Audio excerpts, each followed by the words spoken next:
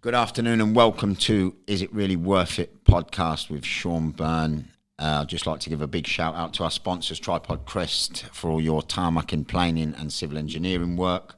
They're your go-to crew for any work like that you need completing. Thank you very much, Tripod. This afternoon we have a living legend. Welcome Maurice Alexander Lothian, a.k.a. The Connector. Maurice, me and you go back. And the Maurice I know now,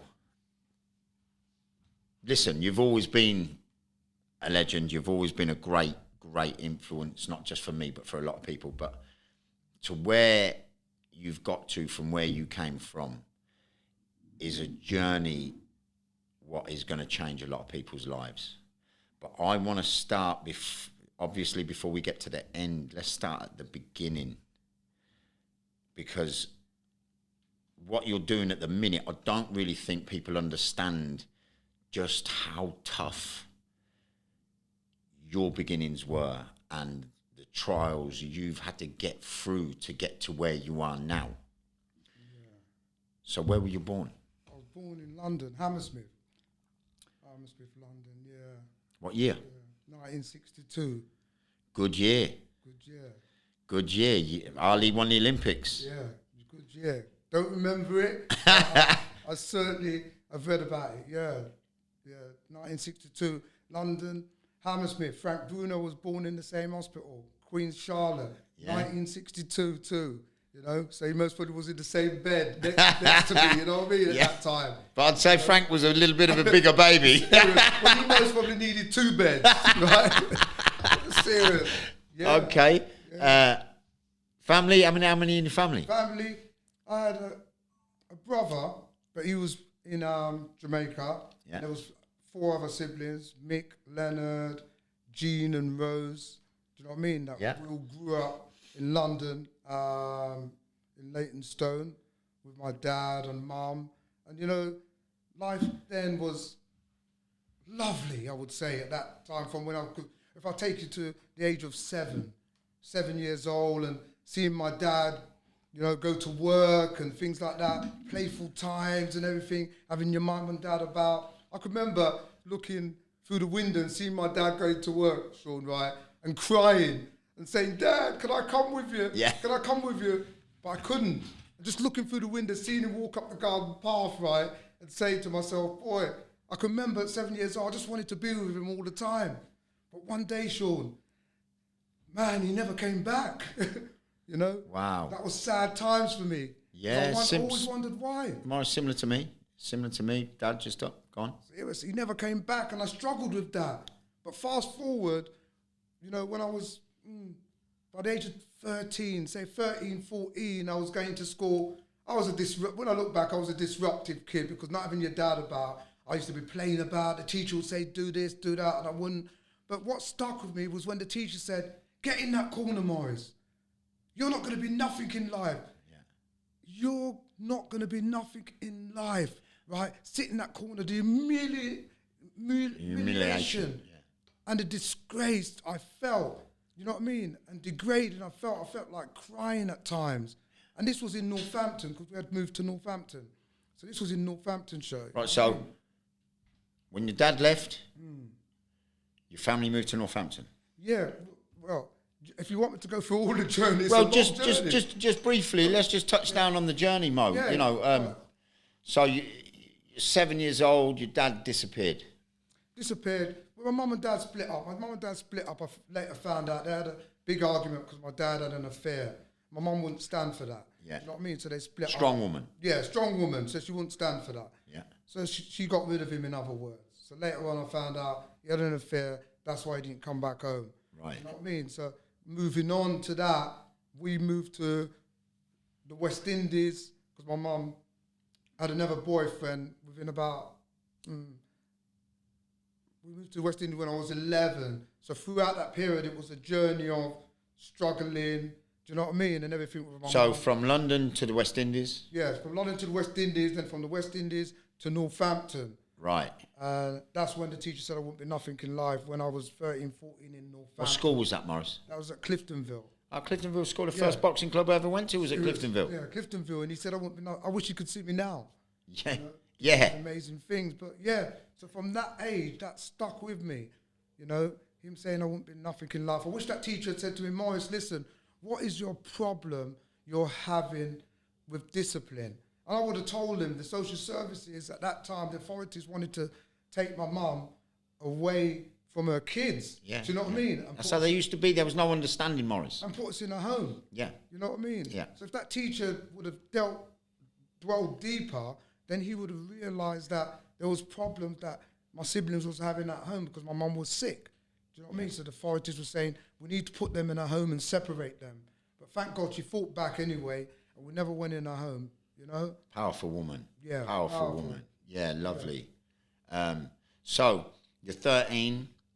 You're going through the stages of being told by your authoritative figures in the teachers, you're never going to be anything. So how did that make you feel, Morris? Did it make you feel like rebellious? That's what I mean. It made me feel like that. That's why I feel sorry for the kids now, and that's why I'm an advocate for kids now, because at that time in my life, that's a pivotal time in your life, 13, 14, you've got hairs on your balls now, right? Yeah. But they've just dropped. Your voice gets deep. Yeah, so therefore you think you're somebody at that time, right? So when he said that, I didn't truly understand it because I didn't care. Because I was rebellious, shut up, whatever. Yeah. Do you know what I mean? But when I left school, what that played on me when I realised is confidence, belief in myself. Yeah. So when I left school, I didn't really believe in myself. I didn't know who I was. I didn't know who I was meant to be. Do you know what I mean? So we're coming. So you finished school. 15, 16, yeah. Yeah. 15, 16, I finished school, trying to get a job, but there seemed like there was a barrier there. You know, I would go for jobs and they'll turn me down. I can remember one time when my white friend went for the job and he said, Morris, listen, there's jobs here, there's vacancies here, I just got a job. So I said, yeah, all right, then I'll go. It was Telford's. So I walked all the way to Telford's. The meat place. Yeah. So I walked all the way to the place and they turned me down.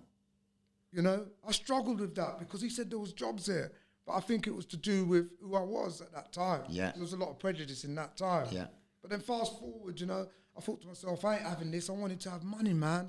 You know, some of my friends were selling like drugs and smoking. So I started to smoke weed. And eventually I thought I could make some money the same way they were making money. When I look back now, I would have said to myself, continue doing what you wanted to do, which was a carpenter I wanted to be. Yeah. But I drifted into the drug trade. So you turned left instead of turning right? Yeah. I decided I wanted money now. Yeah. Because you were probably sick of being turned away from wanting money the correct way to get it. Yeah, in work but I did want to work at that time. Yeah. But I started selling drugs, Sean. I started selling drugs about 17. I've done that for 12 years. Yeah. 12 years. Yeah. Going in out of prison and not knowing what to do. I couldn't really see no one of my colour at that time that was doing anything. All I was taught at school was about Lord Nelson and whatever. I wasn't taught about anything to do with my black origin. Yeah, your culture. I think that would have powered me to want to be like somebody. Yeah. But I couldn't see no one of my colour that could say, yeah, I want to be like Muhammad Ali. I want to be like this one. I want to be like that one. Yeah. You know what I mean? Yeah. In my society. Do you know what I mean? Right, so 12 years selling drugs. You know, they say money is the root of all evil, Sean, but it's not. It's the love of money. Yeah. And I started to love money, like making all this money and everything, buying jewellery, buying gold, looking after my siblings and having the big car. But that isn't success like I thought it was. Success is me speaking to you here now. Yeah. Knowing who I am, knowing what I'm meant to be and not to be. That's success to me. Yeah. And I continued selling drugs. Even when I came out of prison, I was still going back and doing the same thing. Your first prison sentence? First prison sentence was like for drugs. Yeah. Going back there. And then I don't want to dwell back into that darkness. But I want to go through the darkness to get to the light. Yeah. Because your light at the present time, Morris, is so bright. Yeah. It's from being so dark. Yeah. Yeah. So let's go through the darkness and let's get into the light. Yeah. So your first prison sentence, you've come out of the prison sentence, back to Northampton. Back to Northampton. Did you, on that prison sentence, get any support from your pals? No, when you're in jail, they don't want to know you. You understand? They don't want to know you. Once you're in jail, when you're out, they're singing and dancing because you got money, you got the car, and they want to drive about with you, raving, a lot of partying and things that go on. But the minute you're away, they forget about you. This is what these young kids need to hear, Morris, you see. They think, don't want to know you. They think it's all a badge of honour and they're going to get everything when they get in there. Their mates are going to stand by them, but it never happens. We know this. I would say to any kid, listen, right, think of a progressive idea. You'll get there. So long as you love what you're doing, just keep doing it. You understand? And I kept doing that because I thought that was of me. Do you understand? Well, it was for the love of money. Yeah. And like you've said, Morris, that can drive you so down the wrong road. Yeah, definitely. So you've come out of the first prison sentence, you've gone back to the same lifestyle? Yeah, back to the same darkness, you know, because I would say you're a product of your environment. Definitely. Yes, I was a product of my environment. Show me your friends and I'll show you your future, Sean. Yeah, that's right. what it was like for me. The guys that I was hanging about with, that became me. Do you know what I mean? Because I'm doing what they're doing and we're all doing the same thing. Do you know what I mean? The second time I went to prison, it was like, you know, for doing something that I got accused of. Well, Morris, I was going to touch down on this. I know you went to prison for something you didn't do. Yeah. Which must have been demoralising and kind of abusive. You know, it's like the system's abused you. So that must have kind of woke up, you know, more rebellious feelings, more, you know, for something you haven't done to be locked up. Yeah. You know, it can only, bitterness must have set in, you know, like. But it's a police system. It's a police system. When you get known on the streets, I You're was known on the streets. I was known in that gang world. Morris, right? listen. I'll tell you now. You were known. My first knowledge of you was Morris Lothian. He's a bad man. Morris was a bad man back in the day. So you start to become that product. Yeah. What you're labelled with, and this is what society does to everybody, even to this day. We become a product of our environment, and what we are judged and deemed to be, we seem to become. You know, so look, we're going to get there. We're going to get to the light. So you're still in a dark place. You've been locked up for something you didn't do. You've been accused of, you didn't do. You've come out of that prison sentence. Not guilty, Yeah. Yeah, but I got a not guilty. Yeah, you got a not guilty on it, but you still so spent a long 6 time. months in there on remand. Do you know what I mean? I got Bedford prison. Bedford prison. Yeah, horrible. Guilty for doing something to somebody. Yeah. Which I never done. Got not guilty on it. So I've come out now, and I thought to myself, let me move to London. Do you know what I mean? Yeah. Let me move to London, but still, I was dabbling still. But my catalyst was that changed my mindset completely. And I believe everybody needs a mindset reset at times in their life to make them aware. So my awareness... Just a rewiring. Yeah. My awareness changed when my son passed away. You know? So, during the prison sentence and the time on remand, you've had a son? Yeah. I had a few kids on the journey. Yeah. And one of my sons passed away. Very young, I understand. Yeah, 18 months old he was. Yeah. Hard, horrible. Hard. Yeah. So, you know, how did you... Listen, you'll never get over that. You can never get over something like that, Morris, because no child's supposed to die before their parent. That's right, yeah.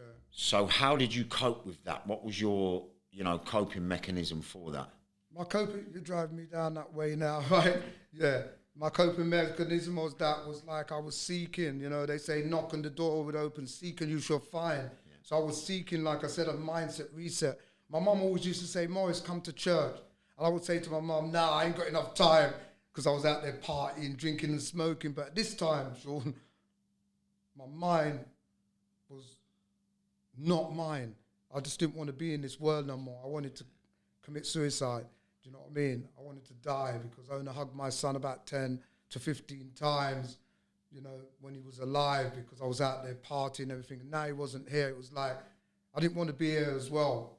So eventually I went to church. And how long was that cloud over you, Morris? That must have been a dark cloud, man. It was a dark cloud for maybe about 3 to 4 months in the thought process of thinking what I should have done and what I didn't do at that time when he was alive. Okay. It was, but when I look back now, thank God for that, because it took me out the darkness. That literally took me out the darkness. So now we're coming out of that dark place and we're just seeing a bit of light. You started to go to church? Yeah, I started to go to church. What church was it, Morris? Feeling happy. It was like Kensington Temple, a church in London. Yeah? Yeah. Christian church? Yeah, Christian church. Beautiful. Beautiful, nice, different environment. But the funny thing about that was, when I started to go to church and my friends found out I was going to church, they said that I've gone crazy. Well, you see, they're trying to pull you away from the church. Starboy's gone mad, they said. Yeah, this is what they think. This is the devil at work. Definitely. This is the devil playing hard with his people. Yeah. They make judgments and call you crazy. Yeah. I think listen, Morris, to make that transition to church, it's so beautiful. Listen, it's 35 years I haven't smoked marijuana. 35 years I haven't drank alcohol. Since that day, I went to church. The light started to shine bright, Sean. Brighter and brighter. And I would say to everyone, adversity introduces a man or a woman to themselves. Yeah. Because it introduced me to myself. And the light started to shine bright. We are all the light. Yeah. And in our darkest hours, we need to focus on that light, the truth. I started to focus on doing good things instead of doing what I used to do. I just wanted to work, Sean. Many people, when I speak my story, they say, oh, Morris, bloody hell. Do you know what I mean? I say, listen, I focused on just working. I just wanted to work. Yeah. You know what I mean? Because it takes your mind off the negative. Yeah. Gives you a positive and gives you a focus and a goal. Yeah. So you found a little bit of peace in the church. Yeah. You've started working. What work was you doing, Morris? I was doing like any little job I would do, like, what was it? Double glazing as a salesman. Do you know what I mean? Yeah. Double glazing. I started off doing double glazing, sales work, and then I done started to do courier work, just earning money doing courier work. But one thing I got to say, I was enjoying it. And I would say to anyone that's listening, make sure you enjoy what you're doing. Because if you enjoy it, then it will become you. If you don't enjoy it, you can change it. Because change happens, progress doesn't, Sean. And I started to progress. I started to build up a momentum while I was working. And then what happened, I wanted to set up my own business. So me and my girlfriend, we got money together and we started to set up a clothes shop. Like a market. I remember the clothes. I set up a market stall on Wembley Market and everything. I remember this, Morris. I remember you telling me at a boxing show. Serious, Yeah, brilliant. So now it's getting lighter by the day. Yeah, working and having my own business and everything like that. Yeah. Then what I done, she used to look after the clothes shop, right? Because we've got a shop in the end on the high street in London. So you went from the market stall. You've got your own shop. About 2-3 years, we was able to get enough money to get a clothes shop on the high street. This businessman, this gangster became a businessman. I couldn't even get a job back in the day. But I became a businessman. Do you know what I mean, right? You've just said it there, Morris. You became it. Yeah. You didn't... Yeah. You weren't asking anybody for help. You did it. I did it. Because I believed in myself. And that's what I'm trying to tell the kids about being aware of the possibilities you have within you. Yeah. Yeah. Because everything you want is within you, Sean. That's right. And a momentum started to build. And she was looking after the clothes shop, right? And I started to continue doing some couriering with some vans. Got one van, then two vans, and started to work doing that for a company. You know, they'll let you subcontract. Like, you know, like what they do with Amazon now. Yeah, yeah, yeah. Van and that. And if I gave you a van, you could go and work and get the work. And then you pay me for the van and pay me a percentage or whatever, stuff like that. So I started to do that. Do you know what I mean? And then after that, it's like the guy that was running the courier place, he was going to take control of a executive car company. He was leaving there. So while my missus was taking care of the clothes shop, right, I was there. But then eventually I got the opportunity to go and work with him at an executive car company. You know what I mean, right? So the executive car company, is that a chauffeur company or a car sales or? No, it was like a chauffeur company, but executive work for the BBC and dropping people to work and picking up people, some famous people. From that, I started to work there. I think I started to work there because the vans were still working, the guys were still doing the vans, the clothes shop was still there, and I was building up something here by working, doing the executive driving. So you started this job as just another form of income. You didn't. Yeah. Did you have any? House, yeah, I wanted to buy a house. So it was just an extra bit of income. Did you have plans at that time, Morris, to form your own? No. This is the journey what I'm going to take you through now. Yeah. So from that, I just wanted to work hard. And I'm going to say one thing. Bruce Lee said this: knowledge will give you power, right? Character will gain you respect. Yeah. And I would say hard work has given the underdog the chance to be a champion. So I just wanted to work hard. Do you know what I mean? And my character became that of someone that with integrity just wanted to work now instead of selling drugs and doing that just to show my kids that their dad could be somebody. So by working hard and doing all these jobs, I saved up enough money to get a house. And it was while I was working at the chauffeur company now, I was working there, I think for about 4 years. The courier stuff died down and I was doing the shop was still there, and the chauffeur work that I was doing. And one day, I met this guy, he was a hedge fund manager, and I started to drive him. And all these other guys for the chauffeur company used to drive him. This is really fascinating. And he used to come in my car, and he used to just sit in my car. And I used to think to myself, this guy don't even say hello, he's a bit of a geek. Do you know what I mean? Yeah, he had glasses, sit in my car. But then after about 4 times of driving him, because every now and again, you know, you get a job and then you might get him, might not. After that, he started to open up to me and speak to me. He started to talk to me. Getting familiar. Yeah, we started to get a rapport going. A rapport together and everything. And then after about a couple of months, he started to open up to me saying he loved rap music. Yeah, this geek. That's why we have to be careful what we think sometimes. Never judge a book, Mo. By his cover. Because guess what? He had the biggest volume of NWA, Dr. Dre music. I went to his house, he invited me in his house, and he had a collection of Dr. Dre music and everything. I was like, wow, this guy loved rap music. Do you know what I mean? Yeah. And then we started to get along, and so, like after about 6-7 months, he said to me, Morris, why don't you come and train me, like personal, because you know I was into boxing and that. He said, why don't you come and personal train me? Because in his company, he worked for like a £6 billion hedge fund company. Yeah. Right. He was only about, he was about 28 at that time.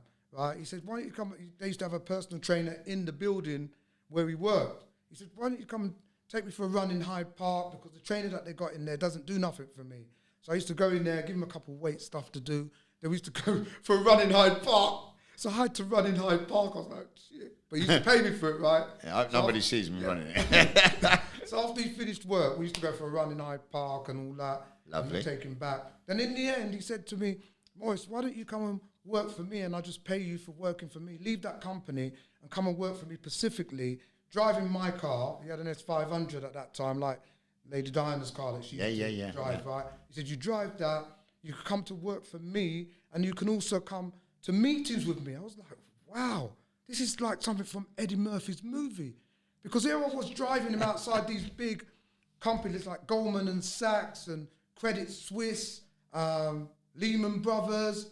Lehman Brothers is one of the biggest companies that went bust in the crash in the world. That's right. Yeah. So, and here I was now driving him to work and coming in the buildings with him. So they thought I knew what he knew because I was like a confidant of him. So he would say, "Come, Morris," so that you could see what goes on. So he's going to sit down, having lunch while the speculators, because he was a speculator, right? Because what the company does, they take the rich people's money that they've got hundreds of millions and they invest it in the stock market. So they go to all different companies and they see what's going on, you know, who's doing speculators, which is going to be the best. And they put money down on that. So he would earn like $1 million a year in doing that as a speculator. Yeah. You know what I mean? Because from the hedge fund money that they had there, they would give him a certain amount to do stuff. So it was like amazing. That opened my eyes. And he said one thing to me. One day he said to me, "Morris, you're more than a driver. I'm going to say to you this. That man knew me more than I knew myself because he's seen character there. Do you understand? He's seen something in me that I didn't see in myself. Because remember, I'm coming from the road. Building myself up, right? And he's seen something in me there. And when he said that, later on, I could see what he meant. Do you understand? Then I started to specifically just drive him, work for him. Even went to this Queen stockbrokers, Casanov. And let me tell you what they said. After I left that meeting, he came to me after, he said, "Morris," a colleague at my work said, "Why did you take that guy into Casanov, the Queen's stockbrokers? Who was that guy you was with?" He said, "That was my guy that drives me, Morris." And when he was saying to me, he said, "Morris, why would they get the reaction he got from them because a black guy went in the Queen's stockbrokers?" I said, "Steve, if that was a white guy, they wouldn't have said they wouldn't have said nothing. Yeah. It's because I'm black, but I don't." I said, "Steve, my skin's thick because I've had to live in England, so therefore..." Makes it even more satisfying, though, Morris. And then from there, what happened now, within about a year, he was setting up a £1 billion company, like a hedge fund company, his own one with a partner. So he was setting up a hedge fund company. So he said to me, "Morris, you could take control of the staff and this and that." I said, "Steve, I could open like a executive car company to deal with your staff and your clients." He said, "Yeah, that's a good idea, Morris." And that's where my chauffeur company came from. And I set up with a partner because I didn't know nothing about administration coming from the street. But one thing I could do is talk and get clients. Yeah. So I got a guy that I used to work with. He came as the administrator, setting up the company, and I was the one that went out there and was getting the work. You got the clients, he sorted the office boring work out. Yeah. So that chauffeur company now, at this present moment, now drives Justin Bieber, Beyonce. I was just going to say, you've drove... And all them people now, do you know what I mean? Usher. Yeah, even a couple of weeks ago, the Miss Worlds. Yeah, I picked up Miss England today. I picked her up again. She's going for Miss World. Yeah? Now, yeah. So I picked her up. But that chauffeur company stemmed from that. And that's what I want to say to everyone. Life is a journey, but through the journey, things will happen. But it's how you perceive it to be. Do you know what I mean? How your mindset is to handle what's going on. And if you want me to dig deeper into the journey of... Well, yeah. I'm just going to shoot off here a minute, Morris. So, you've got your chauffeur company, and it seems to be going pretty well. You've had Floyd Mayweather, you've had Justin Bieber, Beyonce, you've had, some of the biggest celebrities on the planet in your cars. So, you're doing very well in life and in business. Yeah. But at what point, Morris, have you, or did you get to? I think your gift is not just in business, Morris. I don't think. Listen, you've got a couple of good gifts. You're not a bad boxer. You're not a bad chauffeur driver. But I honestly think your gift is giving back. Yeah, and most definitely. Because that's what we're here for in this world. But, Morris, at what point because a lot of people would wallow in their success and be content with that success and not really want to come out of that, because the comfort zone's a beautiful corner of the garden, but nothing ever grows there. Yeah. It's just a barren corner of the garden. Yeah. So at what point, Mo, have you, Morris, it takes a difficult decision in a comfortable lifestyle. You've got your house, you've got your cars, you've got your, your business will be employed till the end. Please God. So at what point in that lifestyle have you said to yourself, I'm not just content with this, I want to help and give back and try and change a life, because your life's been changed. There must have been a massive, event in your mind, Morris, because it's a big decision to embark on what you're doing now, and how effective. I'm gonna take you back so the viewers can realise that even though I had my success of coming out of the darkness and became a businessman, that was this gangster being a businessman, but there's still life. Life is a journey. Yeah. And the first death in my family was when I was 14 years old. My brother got stabbed to death. He was 19, right? Knife. 14. That was the first death in my family. So I didn't. Where did he get stabbed, Morris? He got stabbed in London? In London, yeah. He got stabbed to death, but that never really affected me. Was that gang crime or? Yeah, some trouble he had and all that. So, and they stabbed him, but he wasn't living with us at that time. Older brother, younger brother? Older brother. Right. Yeah, Tony.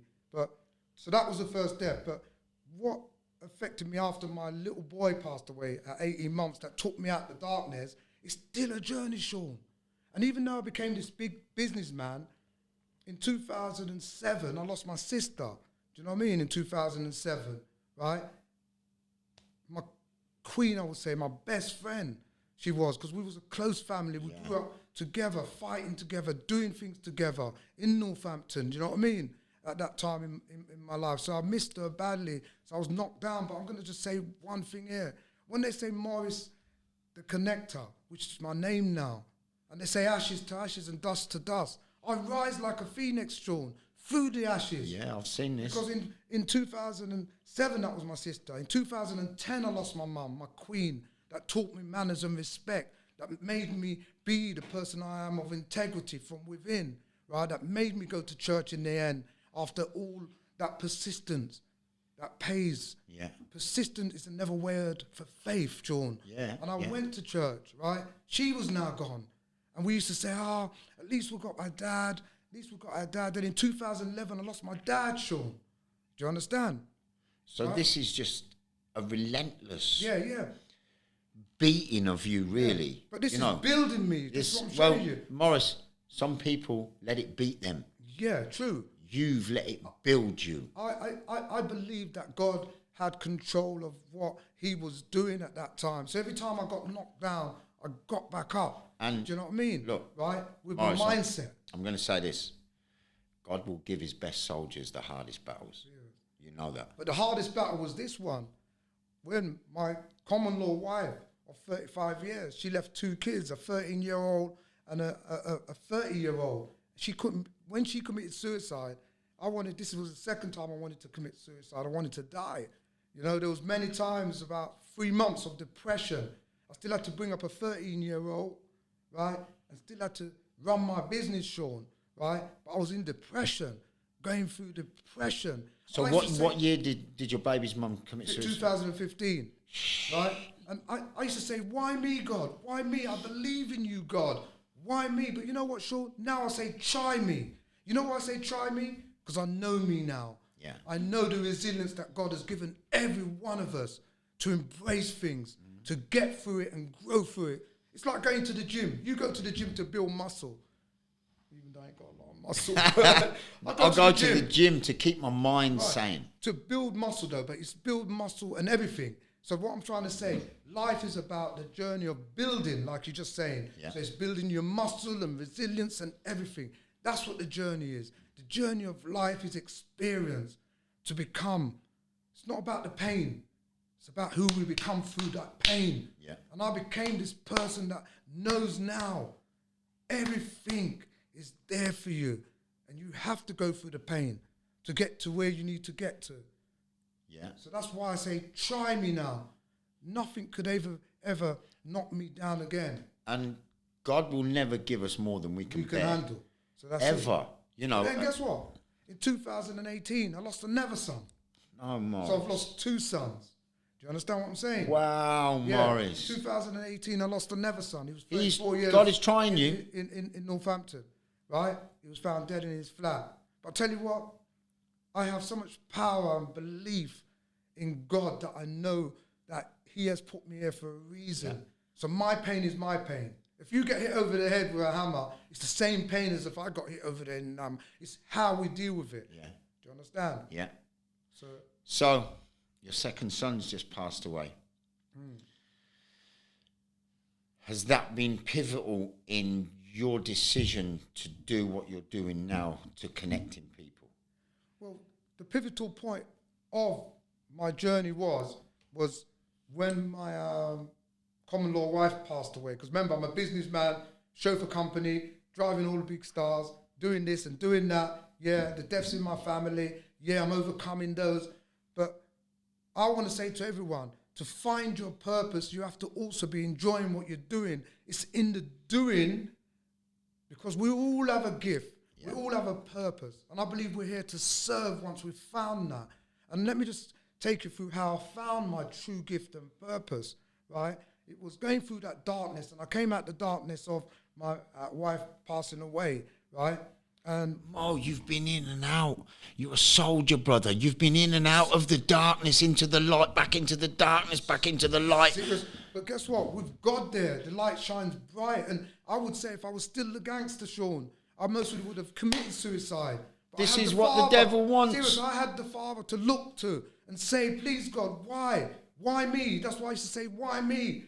But now I say, try me, because he made me believe in me and to get to know me. Amen. And when this person said to me, Morris, do you want to come and talk in the city of London about how you became a successful businessman? Years ago, I would have said no, because I would have been fearful of that. But my life became, through my journey, fearless. And when you become fearless, Sean, your life becomes limitless. Yep. And I said yes. Remember, I've never spoken on stage before. And in 3 months, she done the program, everything. I wasn't even Morris to connect to then. Morris Lothian's going to come and talk at this event. So what year was this, Morris? This was 2018.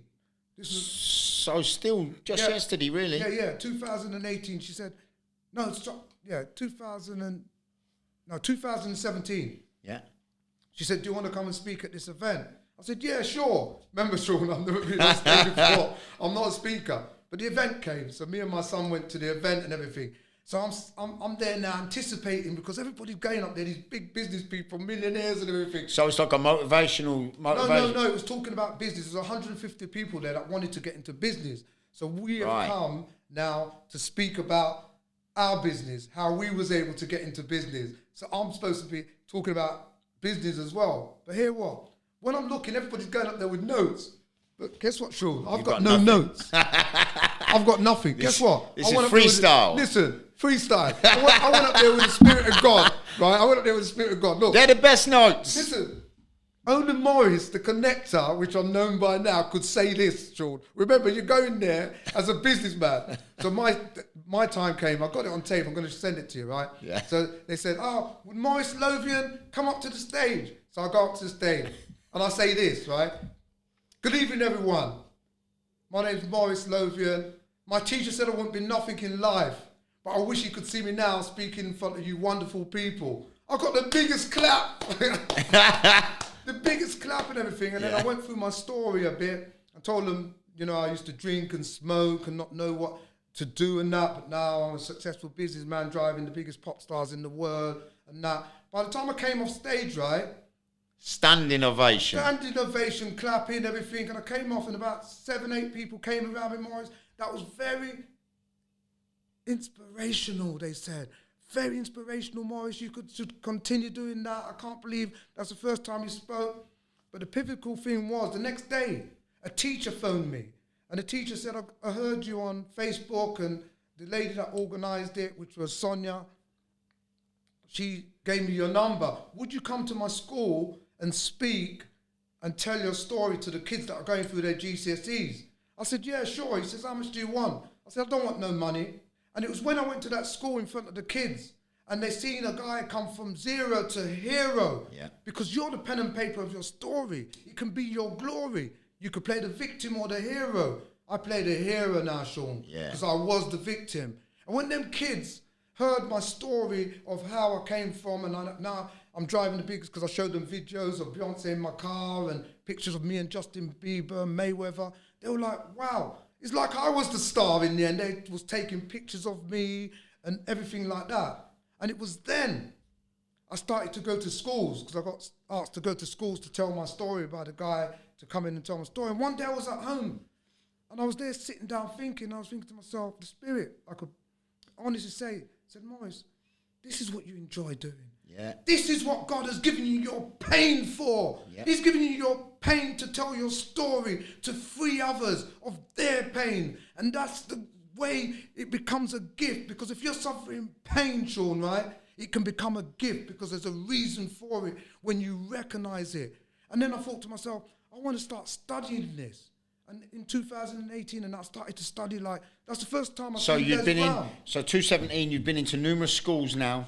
Yeah, telling my story and doing seminars and things like that in 2017. So 2018, you really start looking into this. Yeah, coming in 2018, I said, I need to study this. Because you know how much you're enjoying this. Yeah, I'm enjoying this now, and this is sort of what I want to do. When I see the response from the kids and everything like that, right, I thought to myself, this is what I want to do. So I started to look at motivational speaking, Les Brown, and all these guys and things like that. And one day I was at home, right, and I was looking on YouTube as usual, and I seen The Secret, right? And you must have seen that Secret before. The book, The Secret. No, yeah, but the video. And I listened to it, right? And I was like, after I listened to it and everything, I sat down. I'm not going to swear. I said, bloody hell, Maurice, you are the secret. Because the secret's within you, Sean.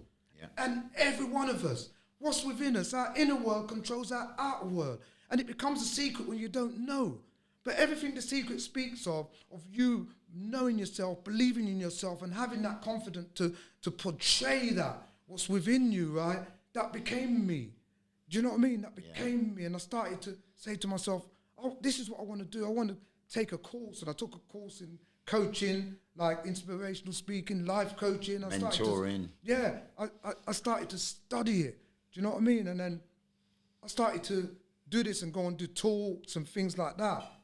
And that's what I've become now. I've become a person of influence now, because I go to schools and I've got my own charity now. Brilliant. Wow. Brilliant. And you still train? I still train. I go to the gym 3-4 days a week, and I play tennis. Yeah, this man here, I'm not going to say my age, because you should know my age. But I'm telling you, I feel so good. I'll give anyone a run for the money. Take back in 2018 when I went in with the 28-year-old. And you boxed very recently. Yeah, I know this. With the 28-year-old, and I was 56. Yeah, and that was a good fight, Maurice. Yeah, it was a good fight, and it was a good display of discipline. Serious. So it's never too late for anybody. Never too late. Look, listen, I'm going to touch down now, Maurice, because your family has suffered knife crime. You lost your brother. Yeah. It's an epidemic now. I believe that the knife crime, the gun crime, the gang culture is the virus. It's the pandemic. It's not COVID-19. Put it this way. Sorry to cut you, right? In what year was it?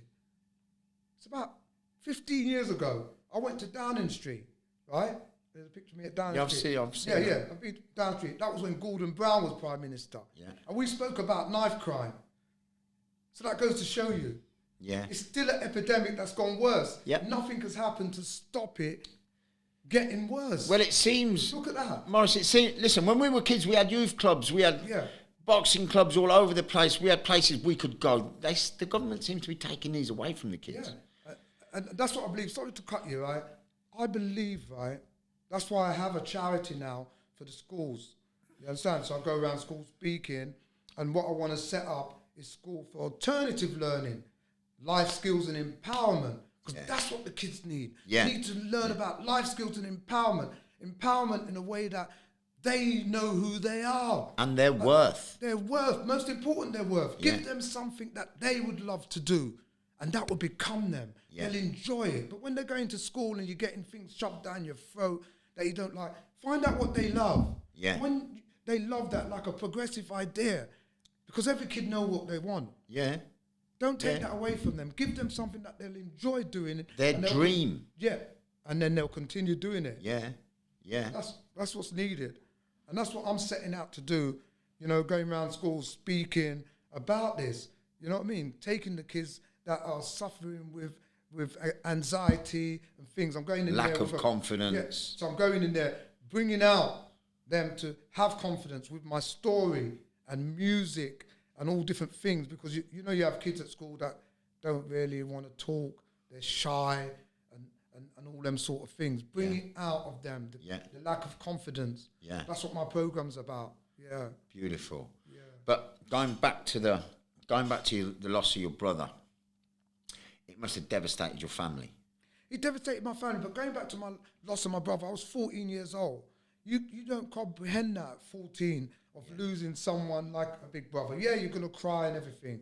But when you lose like an 18-month-old son, that I didn't want to kill myself when my brother died when he was 14, when he was 19. Do you understand what I mean? Yeah. Because that was a different feeling to Losing your child. losing my kids. Do you know, you know what I'm saying? Yeah. Not that I didn't feel it. It was a different feeling because he was 19. He didn't live with us for long because he came over from Jamaica and that. But I still lost a brother through knife crime at that time.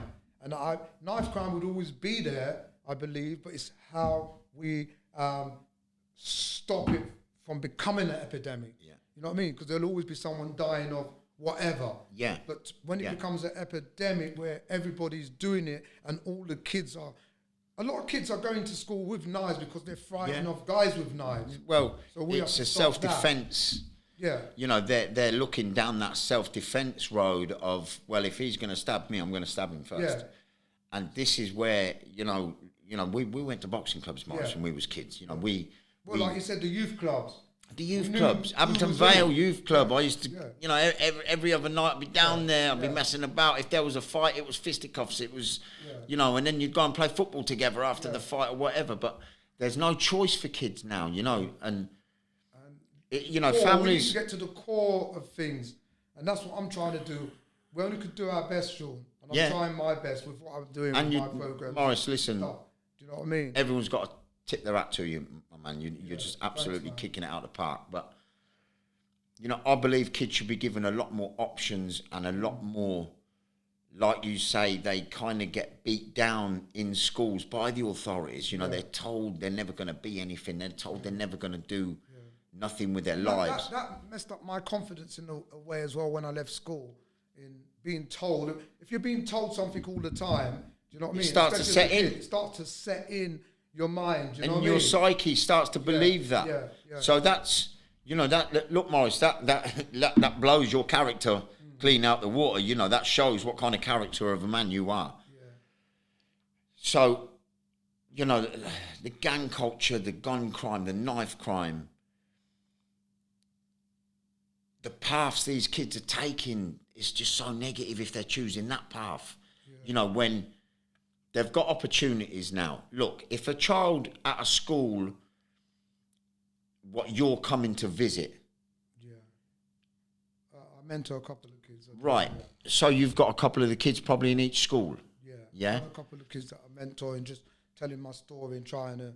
It's about changing their mindset and their thinking, because you become what you think about. That's right. So what you think about all the time, you'll become. So if you give them something else to focus on, I mean, the sun doesn't burn unless it's focused. And if you focus on something, they say the law of attraction.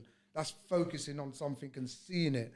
Do you know what I mean? And this is what the kids need, They need something to focus on that they believe that they can do, which is the enjoyment that will change that mindset. If they enjoy doing something.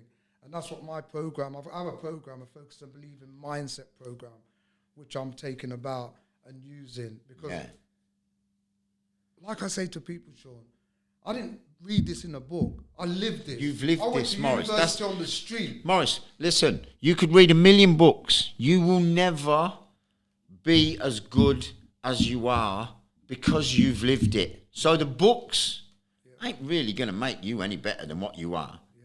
Because of your life, you've actually got the story in you. You don't have to read it, Mo. Do you know what I mean? Understand it and overstand it. That means I'm whole in the way of the mindset. Do you understand? The mindset, to reset someone's mindset. I reset because I have a coaching program, so I can literally change people's mindset. And the only reason why I can change their mindset is with my story going deep within them, for them to realize that, listen, you have a story as well within you. But what story are you telling yourself? That's right. Listen, what story are you telling yourself? Is it a negative one? Is it a positive one? Yeah. You seem to have turned every part of your negativity into positivity, Morris, and from pain to power, Sean. From pain to, that's a good one, yeah. And it's not about the power that I have now, it's about the empowerment that I give. So, you know, you could use the power to manipulate, but a leader, a real leader, is someone that leads people and lifts them up. Yeah. A leader is not a manipulator. A leader is of service. Yeah. A leader serves. Yeah. Serves others. That's what a great leader should be. And that's what I believe. I believe we're kings and queens, right? And when we're born, we're dying. And we're fighting to become. I'm talking from my perspective now. We're fighting. I was fighting to find myself, okay? Yeah. So on this journey, I had to suffer all the losses and all the adversity to find myself, to become who God wanted me to become. Yeah. So when I look back, I thank God for the death of my son. Because would I be the person I am here today speaking to you? Would I be more connected, that's connected to his inner self and knows his self? True. Do you understand? Yeah, very true. I found myself. You have to get lost to get found. Yeah. Right? I found myself. I found my gift. I found my purpose, which has become, and I'm serving. And I'm going to say one quote to you, which you're going to love. Muhammad Ali said this: the service we pay to others is the rent we pay for the room here on earth. And I believe we're here to win or learn, right? We have a win. A winner's a winner. Yeah. Do you understand? A loser's a loser. Which one do you want to be? Second place is the first loser. Serious, man. Such a small margin. Right? Brilliant. Yeah, life is like, the way I look at it, you're either in a storm, going through a storm, or coming out of a storm. Coming out of the storm. Do you understand? Yeah. Right? This is life. So we have to look at it. Some people, I believe people are just stuck in their thought process, the way they think. Do you understand? Yeah. Because if you change you by doing something new, it will change you. Yeah. Because everything's just a habit. It's a habitual word. Learning is a habit. Yeah. So success is predictable. Do you understand? It is predictable success because we was all born to be successful. That's right. Yeah. You'll never see a fish that can't swim or a bird that can't fly. Do you understand? Yeah. Every one of us was born to be successful, but we lose track of it by conforming and believing in we can or we cannot. Yeah. Someone that says they can and someone that says they cannot, they're both right. Which one do you want to be? I always say I can. Yep. Yep. You know what I mean? I will. I will, I must. Yeah. And I can. Yeah. I will. Yeah. You know? What a story, Mike. What a story. It's absolutely brilliant. So I want to finish with, and you can take as long as you want on this, and I want you to. I want to finish with your message, Morris, because, you know, our pods, is it really worth it? And we want to target the knife crime, the gun crime, the gang culture. But I also want to give people and everyone what watches and listens to this, the not just the hope, but the drive to be the best they can be. And I know you can drop some bombs in what you're going to say. Yeah. So give us your message, man. My message throughout my life has been, I've always been a fighter, right? And I believe in every one of us and everyone that's listening. Within you, you have the power to fight back. I believe that everyone has a reason to be in this world, right? I believe we have the ingredients. Like I always say when I'm talking on stage or online, I have all the ingredients now: determination, dedication, right? And most importantly, I make the right decision and choices now. That's my ingredients. I rise with baking powder. If I was a cake, Sean, I would eat myself. I love myself so much, Sean, now. Do you understand? I love myself so much. And basically what I want to say to people, start loving yourself. Yeah. Start believing in yourself. Stop thinking about the outer. Like I said, Sean, materialistic things that I used to think of the outer. We need to love ourselves and think of us inside. Sit down. Think what you really want. Because with a vision, that's your direction. You gave me the directions to come here, Sean. Yeah. If I never had that, I would be lost. You'd never have found it. Am I right? Yeah. So many people are lost, Sean. They've got no vision. They've got no clarity. Do you understand? Yeah. Right? And once you have clarity and you can see clearly, you can get excited about what you see in your life. I can't see what God has given you. They say imagination is everything. It's our view to our life coming attraction.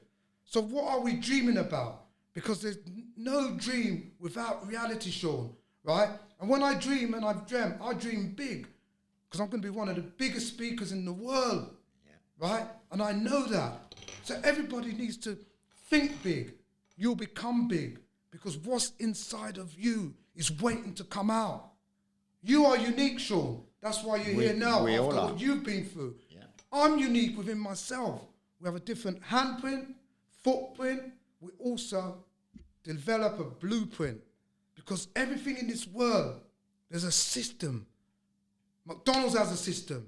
Starbucks has a system. It was all created. The government, they have a system. Yeah. And that system is displayed around the world. What about your system? The system I'm talking about is your belief system. Because if you believe, you see it. It's not seeing as believing like I used to think it is. Yeah.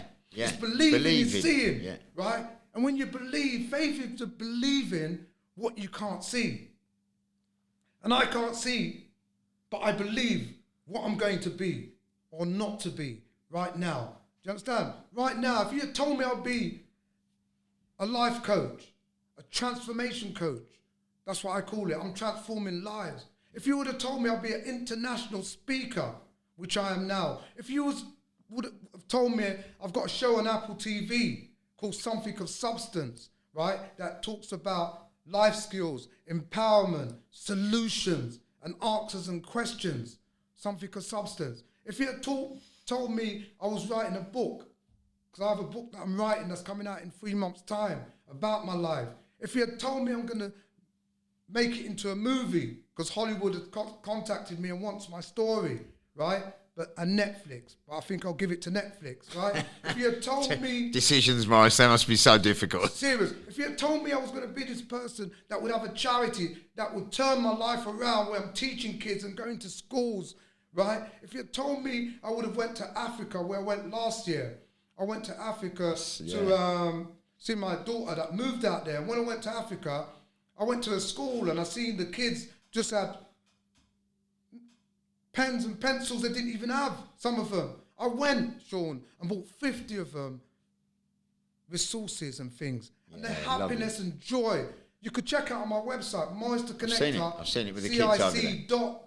CIC.uk.org.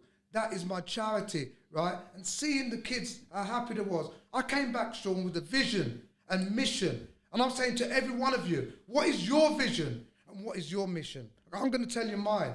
I came back with a vision and mission before I die. With or without a team, because it takes a team to score a goal, as you know, in football, right? I'm going to make sure I get a team together to get resources out to Ethiopia to set up a school for the kids out there and the kids in London to teach them life skills and empowerment. And I've started to do that with my charity and going to schools with a program that I have. Do you understand? So if you had told me all of this, that I'll be driving the biggest pop stars in the world like Justin Bieber would be my friend and things like that, I'll say, listen, Sean, get out of my face before I punch you, boy. I'm telling you. And that's where Morris the Connector has come from. And I want to say to everybody, listen, believe in yourself because you have the power. You have the glory. Get up like Bob Marley said and stand up for your rights. Yeah. No retreat, no surrender. That's what I'm talking about. Because the fight we have, it's not about me anymore, Sean. It's about others. Yeah. It's a service to others now. My cup's full now. They talk sex is a pleasure. They have all different pleasures in the world. But the pleasure I get is when I give. Yeah. When I give to someone. Because love, with love, we elevate. With love, there's no hate. Yeah. We elevate to speculate. Then we relate. And then we associate. Love is the highest frequency in the world. Once you're up there, I don't hate no one. I love everyone. Yeah. But if you don't love me and you hate me, just stay away from me. Because I'll still love you. Yeah. You understand? Yeah. And this is the pleasure I get now from giving back to people and telling my story, which has become my glory. That sets me free every day. You know? So yeah, Sean, I would say to everyone that's listening, I believe in you. Do you believe in yourself? Because I know you got it. And that's what I do with my coaching program. It's called Focus and Believe in Mindset Program for you to be incredible with everything you do. Because I believe in you, every one of you that's listening. Morris Lothian, it's been a pleasure. Yeah, man. Nice one, man. It's nice being in our position where we can teach and each one teach one. Do you know what I mean? Because it's not about me, it's my message. And I believe God gave me this message to give back now. Yeah, that's why I'm alive. And I will say to everyone, again, excuse me, my mum used to call me a pal when I was 7 years old. That's why I'm now getting paid for speaking. So everybody's got a gift. Everybody's got a purpose. It's about you finding it, you know. So I just want to leave everybody with that. Like, go and get it, man. It's out there for you. Yep. Just believe. Find something. It doesn't just happen overnight.